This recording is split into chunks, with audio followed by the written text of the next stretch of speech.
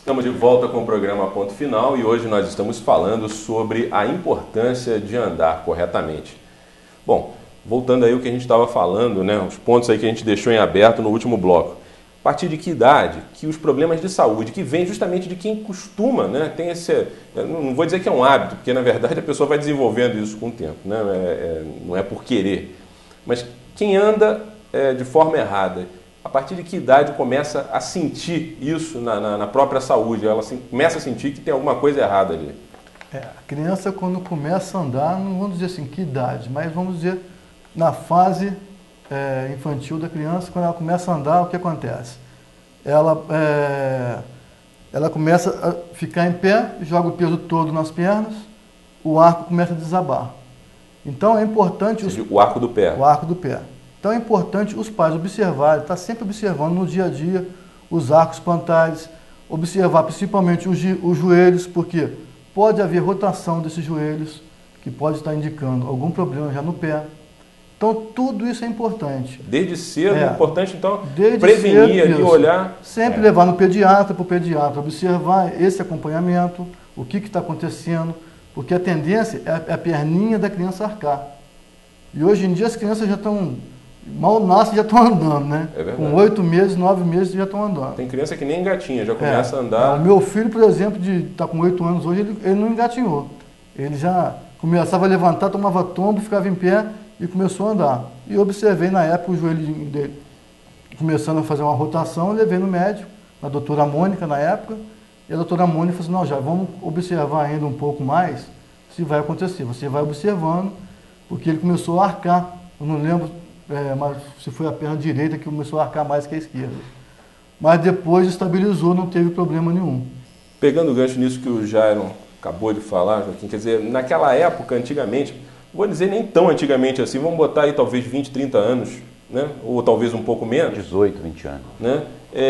Era muito comum, quando acontecia um problema desse, cedo os pais reparavam que a criança estava com algum problema na forma de pisar, já levava no médico, o médico imediatamente já dizia que a solução era botar aquela famosa botinha ortopédica. Né? Isso hoje em dia caiu um pouco em desuso, não foi?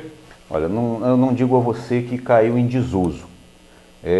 O que acontece é que a botinha ortopédica, a meu ver, naquela época, né, 18, 20 anos atrás, ela tinha um uso assim, quase que indiscriminado.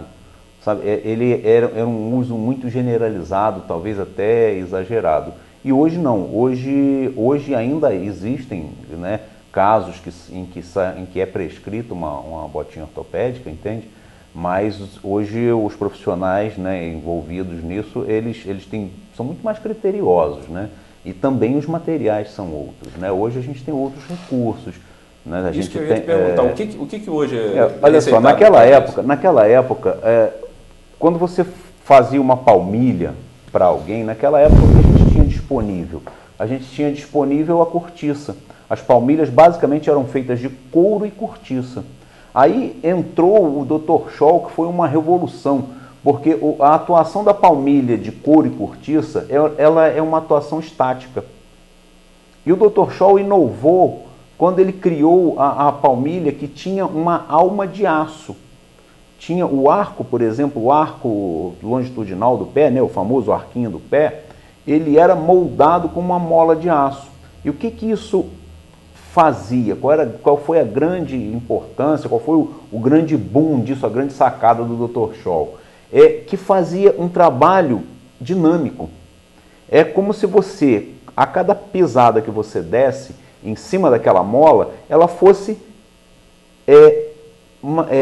massageando o arco e nesse massageamento causando uma coisa que a gente chama de estímulo proprioceptivo.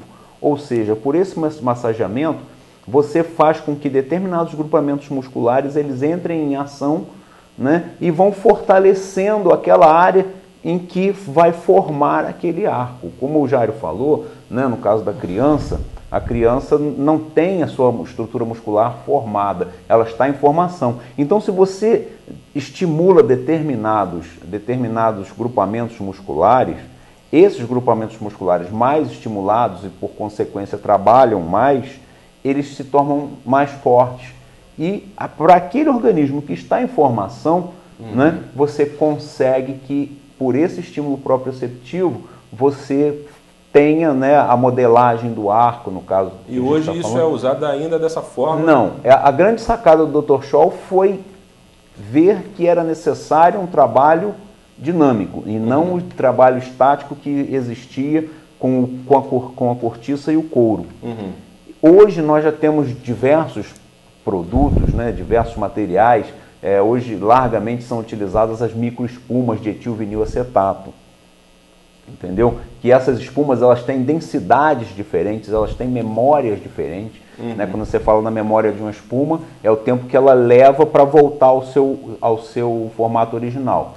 A gente até estava conversando agora há pouco também, no intervalo comercial, Jairo estava falando que já existem fabricantes de tênis que eles fabricam de acordo com a pisada da pessoa. Eles já fabricam um tênis ou pronado ou supinado. O que acontece? Você entra numa loja dessa, eles te fazem um exame lá sem conhecimento científico, porque não são pessoas preparadas para isso.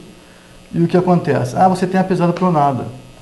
Aí, às vezes, a pisada pronada, só para a gente traduzir, porque quem de repente está pegando o programa agora, é a pisada para dentro. Para dentro. E a supinada para fora. Para fora. Só para quem pegou o programa agora. Então, vamos agora. dizer, você entra numa loja dessa, eles fazem um exame lá, sem conhecimento, e falam que você tem uma pisada pronada.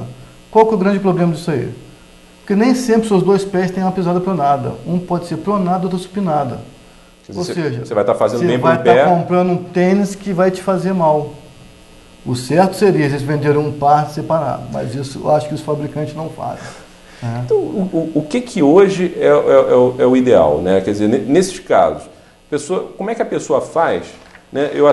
Nosso tempo está encerrando, vou deixar essa pergunta para o próximo bloco. A gente acabou também não respondendo aquela nossa pergunta: quem é que pisa mais errado, né? Quem é que anda mais errado? E veja bem, é uma pergunta literal, tá? Não é uma pergunta com segundas intenções. Quem é que anda mais errado, o homem ou a mulher? É sobre isso que nós vamos ver e falar no próximo bloco. E também sobre essa questão, né? Em relação à questão dos tênis, né? Será que o tênis é suficiente para resolver esse problema ou a pessoa precisa, de repente, passar por um tratamento para andar corretamente? É o que nós vamos ver no próximo bloco do programa Ponto Final. Até já!